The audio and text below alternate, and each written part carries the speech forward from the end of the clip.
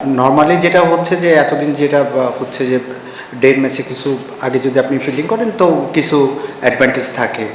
তো এটা আমার কাছে সারপ্রাইজিং ছিল। তো আলহামদুলিল্লাহ যে আমরা আসলে ওই যে সুযোগটা পেয়েছি ওটা আমার ছেলেরা খুব ভালো এটাকে কাজে লাগিয়েছে। হ্যাঁ, আজকে ডেফিনিটলি জানি যে ও পাঁচটা উইকেট পেয়েছে। তো যেটা রেগুলারই আসলে ভালো বোলিং করছে। আজকে কিছু উইকেটের হেল্প ছিল।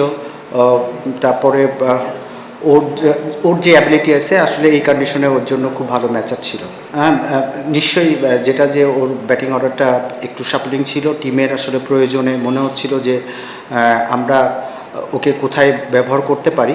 তো ওইভাবে আমরা আসলে চিন্তা করছি।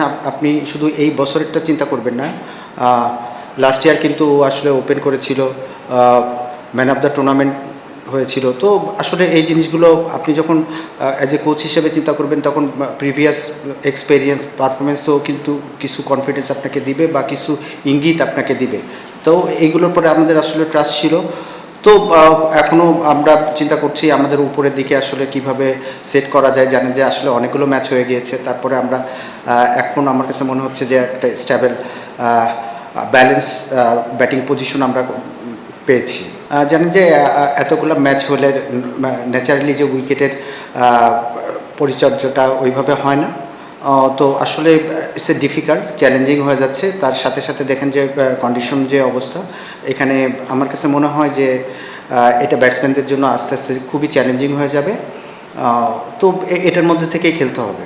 এখনও স্টিল আপনারা জানেন যে আফগানিস্তানের সিরিজ আছে, এ চলে যাবে, ও আসবে পাকিস্তান থেকে। তো এটা আসলে আমরা আগে থেকেই জানি। এখন যদি আমি বলি যে এরকম হয়ে যাচ্ছে, চলে যাবে না কেন আমরা এগুলো আগে থেকেই জানি। তো ওইভাবে আমরা আসলে করার চেষ্টা করছি যে কে চলে যাবে, ওর রিপ্লেস কে হবে। কিন্তু এটার মানে ইটস এ ডিফিকাল্ট, খুবই চ্যালেঞ্জিং। জানেন যে অনেকগুলো টি-20 সিরিজ একসাথে হচ্ছে।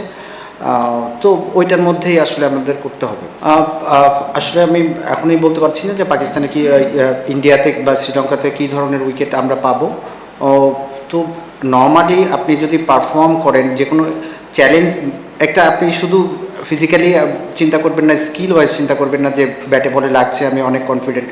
আপনি যদি ক্রাঞ্চ মুভমেন্ট বা ওরকম টাফ সিচুয়েশনের মধ্যেও আপনি যদি আসলে নিজেকে প্রুভ করতে পারেন, আপনি স্কিল যদি শো করতে পারেন, ওইখানেও কিন্তু আসলে অনেক আসলে আপনার কোয়ালিটিটা আপনি আসলে শো করতে পারছেন। আপনি মেন্টালি অনেক স্ট্রং হবেন। তো এইসব জিনিস তো আসলে ইমপ্রুভ করছে। একটা শুধু স্কিল ওয়াইজ আমরা চিন্তা করে তো আপনার ক্রিকেট আমরা বলি যে মেন্টাল গেম, এখানেও তো আসলে এখানেও প্র্যাকটিসটাও তো দরকার। এখানে এটা আসলে বেশ চ্যালেঞ্জিং থাকবে।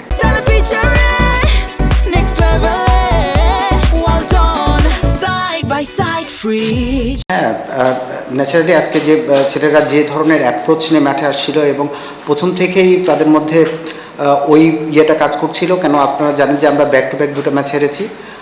তো আজকে আমাদের জেতাটা খুবই ইম্পর্টেন্ট ছিল। তো ছেলেরা আসলে মাঠের মধ্যে ওই ধরনের ইনভলভমেন্টস বা বডি ল্যাঙ্গুয়েজ আসলে অ্যাটিটিউড ছিল না, আসলে কোনো ইনফরমেশনই ছিল না। আমি যখন চারে ব্যাটিং করেছি তখনও আসলে ওই ইনফরমেশন আমাকে দেওয়া হয় নাই, বা এখন ও ওপেনিংয়ে নামছে এটাও আসলে টিম তখন মনে হয়েছিল যে আমার কাছে ইমনকে চারে খেলাইলে, কেন আপনারা জানেন যে মইনারে আসছেন। তো আমার জন্য মনে হচ্ছে যে মিডল অর্ডারে আমার এখন যে ফরেন প্লেয়ার আছে এটা বেশ ভালো। কেন ওমর জায় আছে, নিচে হ্যারি আছে, ব্রুকস আছে, ইথান ব্রুকস আছে। তো আমার কাছে মনে হচ্ছে যে ইমনের জায়গায় এখন আমরা যদি ইউজ করি তাহলে আমার কাছে ভালো হবে। কেন ও এখন ভালো ফর্মে আছে, ও যত বেশি খেলবে আমাদের জন্য তত বেশি লাভ।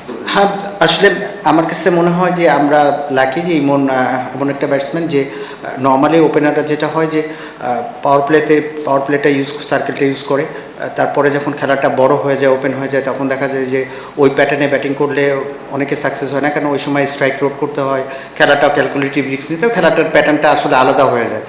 তো ইমনের সে প্রুভ করেছে যে আসলে সে পাওয়ার প্লেতেও খেলতে পারে এবং পাওয়ার প্লের পরেও আসলে খেলাটা ডিপে নিয়ে যাওয়ার মতন খেলতে গেলে। কেন ওই সময় খেলতে গেলে যে স্ট্রাইক রেটে খেলা উচিত বা যেভাবে খেলা উচিত, ওর মধ্যে কিন্তু এই জিনিসটা আমরা এবার দেখতে পেয়েছি।